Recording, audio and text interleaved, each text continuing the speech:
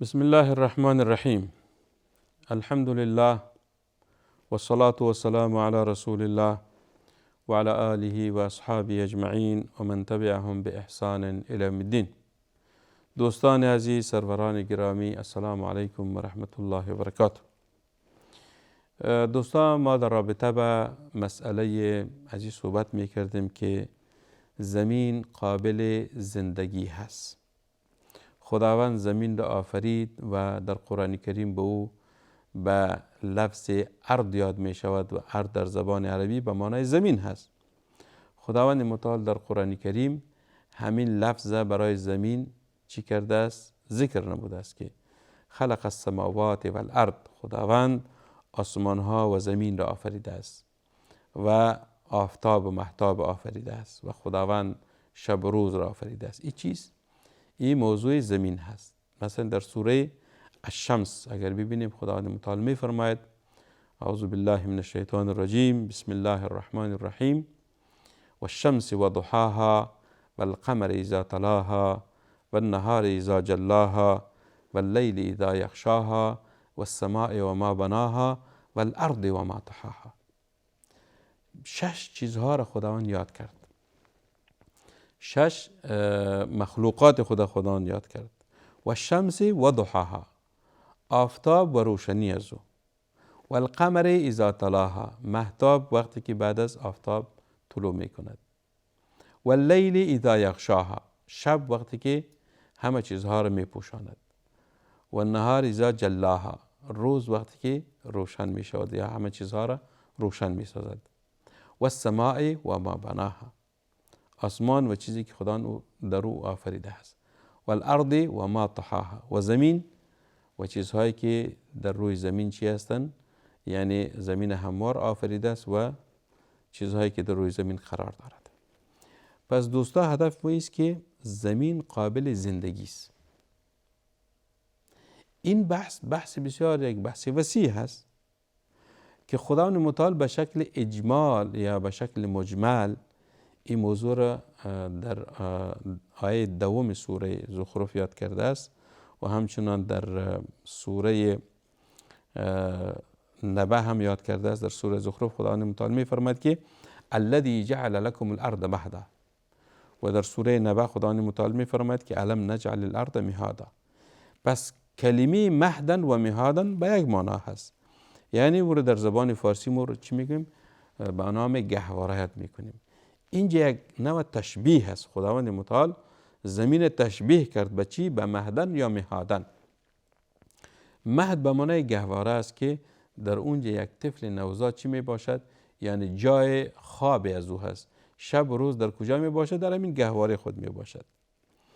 گهواره چی را می گوید؟ گهواره این را می گوید که پدر و مادر برای این طفل نوزادشان که در همین گهواره قرار دارد تمام شرایط زندگی را فراهم می سازد، که اولین شرط یا نیاز این طفل در همین گهواره چیست؟ تعادل هوا هست. تعادل هوا هست. مثلا اگر یک طفل در موسم زمستان تولد می شود، به این معنی است که موسم زمستان یا فصل زمستان فصل سرما هست، سردی هست. پدر و مادر کوشش می کند که این گهواره یا این جای طفلی که در اونجا می خوابد یا استراحت می کند یا در اونجا هست باید درجه حرارتش متعادل باشد. وسایل را برایش برابر می کند که در اونجا احساس سردی نکند. این طفل مثلا در قدیم زمان به نام بخاری یاد می شد. بخاری های چوبی در اونجا مثلا او را چی می کردن؟ او را دو آتش می افروختن تا همون ساحه را گرم نگه بکند یا همون اتاق گرم باشد. در نتیجه چی؟ در نتیجه سوخت چوب ها در همین بخاری ها. و حالی هم هستید، نه تنها در قدیم زمان، حالی هم در بعض روستاهای دور افتاده مردم از همین بخاری های چوبی استفاده میکنن و کسایی که شهرنشین هستند و در مناطق سردنشین زندگی میکنن یا مناطق سرد، اونها از وسایل برقی یا گازی استفاده میکنن، مثلا بخاری گازی است یا بخاری برقی هست یا حتی چوبی یا زغالی. این چیزی وسایل گرم کن هست. وسایل چیز گرم کن هست تا همو جا را گرم نگه بکنه. هدف ما دوستا که خداوند متعال زمین را تشبیه نمود به گهواره، که زمین گهواره است برای ما و زمین برای ما گهواره قرار داده است. به این معنی است که شرایط زندگی در روی زمین ممکن هست، یعنی شرایطی نیست که اون ناممکن باشد. همچنان وقتی که طفل مثلا در موسم سرما باشد، پدر مادر او را کوشش میکند که وسایل گرما را برش فراهم بسازد. اگر مثلا هوا گرم باشد، پدر مادر کوشش میکند که اسباب یا وسایل تعادل هوا را برش فراهم بسازد که این طفل احساس گرمی نکند و وسایل سردی را برایش فراهم میسازد. خصوصا در عصر فعلی که او را ما به نام آرکندیشن یا کولر یاد میکنیم. این چیز یعنی امی آرکندیشن یا کولرها گرمی را مبدل به سردی میکند یا هوا یک اتاق سرد نگه میدارد. ببین در کشورهایی که گرم سیر هست، خصوصا آن کشورهایی که در خط استوا یا در نزدیک از او قرار دارد، در اونجا درجه حرارت بیشتر می باشد. پس بیشتر مردم از همین وسایل استفاده می کند، از کولرها یا ارکندیشن ها که هوا را سرد می سازد. هوا را سرد می سازد.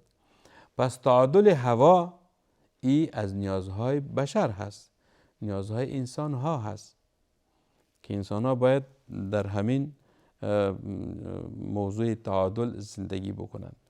پس زمین قابل زندگی است. خداوند متعال هوای زمین را به شکل آفریده است و یا قرار داده است که ما در روی زمین به شکل آرام زندگی بکنیم. نه مثلا درجه حرارت زمین آنقدر بیشتر است که به مرحله سوزندگی برسد، یعنی آتش بگیرد، و نه آنقدر سرد است که انسان به مرحله انجماد برسد. پس زمین قابل زیست است، قابل زندگی هست. و در برنامه گذشته یک موضوع دیگر هم یاد کردیم دوستا که حرارت آفتاب یا خورشید خداوند متعال به شکل متعادل برای زمین میفرستد، یعنی تعادل دمای خورشید که یکی از نیازهای بشر، انسانها، زندجانها و روی زمین هست. این هم چیز از اسباب یا وسایل زندگی ما انسانها و ما بشر یا زندجانها هست. چیز دیگری که دوستان عزیز خداوند متعال در زمین برای ما آفریده است تا ما انسانها بتانیم زندگی آرام داشته باشیم، و تعادل جاذبه زمین هست دوستا. تعادل چی؟ تعادل جاذبه زمین. ما در رابطه با مسائل آب و هوای زمین صحبت کردیم. در رابطه با موضوع تعادل دمای خورشید صحبت کردیم. و امروز در رابطه با تعادل جاذبه زمین چی میکنیم؟ صحبت میکنیم. تعادل جاذبه زمین. زمین گهواره است برای ما، یعنی زمین قابل زندگی است برای ما. پس خداوند متعال تمام وسایل زندگی را برای ما فراهم نموده است. آن چیزها که از جمله نیازمندی های بشر هست، نیازمندی های زنده جان ها است و همش در روی زمین موجود است. اگر این نیازها نمی بود، انسان ها زندگی کرده نمی توانستند. مثلا ببین اگر حتی ما انسان ها به شکل آزاد در روی زمین زندگی می کنیم، هر انسان برای خود خانه درست می کند، زمین دارد، مثلا در عصر فعلی موتر، ماشین دارد، وسایل زندگی دارد. یک کشاورز یا دهقان در زمین چی می کند؟ در کشت و زراعت مصروف هست. یک انجینر یا مهندس در موضوعات آبادانی یا آبادی مصروف هست. یک طبیب یا پزشک یا دکتر در بخش علاج بیمارا مصروف است. یعنی هر انسان در یک بخش مصروف است، در کار خود مصروف است. هدف از این کارها چیز به این معنی است که خداوند متعال زمینی زندگی را برای ما انسان ها فراهم نموده است در روی زمین. اگر این مثلا زمینی زندگی در روی زمین ناممکن می بود، ما زندگی کرده نمیتونستیم. مثل که انسان آزاد هر چیز برش فراهم هست، اگر بالمقابل ببینیم یک انسانی که در زندان به سر میبرد یا در محبس زندانی هست، در اونجا چی هست؟ یعنی در محبس یک انسان در یک اتاق زندگی میکند، یک اتاق کوچک، هر کس به اندازه جرمی که مرتکب شده است در همون اتاق که زندگی میکند، باز هم همین انسان ولو که مجرم هست به نیازهای به ضروریات روزمریش نیاز دارد. مثلا به خوردن نیاز دارد، به نوشیدن نیاز دارد، به آب و هوای مناسب نیاز دارد، به خواب و استراحت نیاز دارد که این چیزها باید برایش فراهم باشد. حتی برای قضای حاجت یا مستراح نیاز دارد. یعنی یه جمله نیازهای بشر هست. اگر این چیزها را برای یک زندانی مسئولین فراهم نسازند، او میمیرد، یا از گرسنگی میمیرد، یا از تشنگی میمیرد، یا از گرمی یا از سردی، چرا که او محبوس است و نمیتواند که حرکت بکند. نه تنها انسان، یعنی حتی دیگر زنده جان ها را اگر شما ببینید، مثلا یک شیر است، شیر وقتی که در باغ وحش، یا که در زبان عربی رو به نام حدیقه الحیوانات یاد میکند، در باغ وحش چی است؟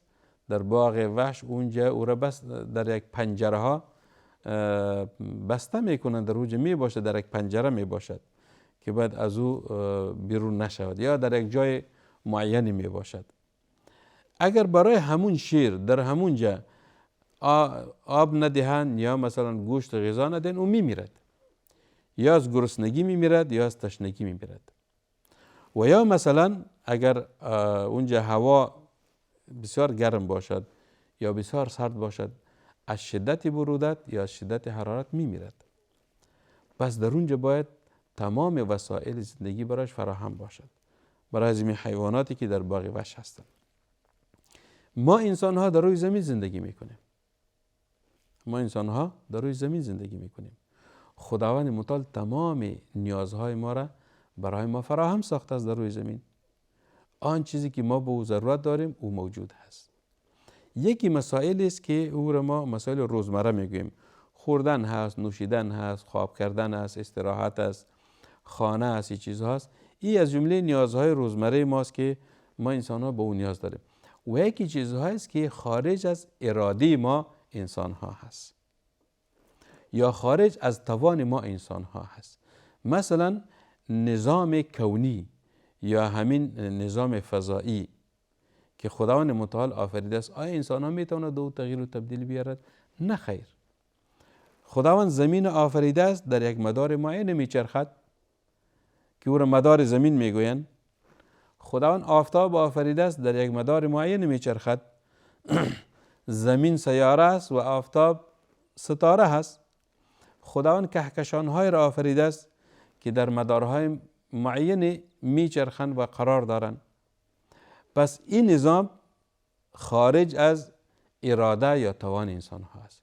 انسان ها نمیتوانند که در نظام کونی الهی تغییر و تبدیل ایجاد بکنند.